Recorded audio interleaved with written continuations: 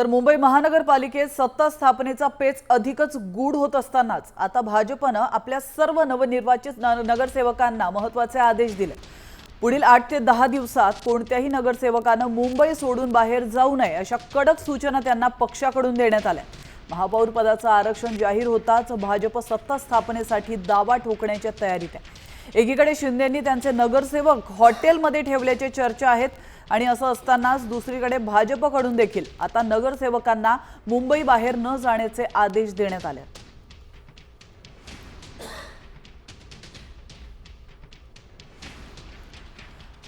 नवनिर्वाचित नगरसेवकांना मुंबई बाहेर जाण्यास भाजपकडून बंदी घालण्यात आली आहे। पुढील 10 दिवस मुंबईतच राहण्याच्या सूचना देखील भाजपने दिल्या।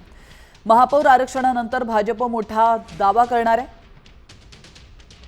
त्यामुळे नगरसेवकांच्या हालचालींवर आता पक्षाची कडी नजर असेल।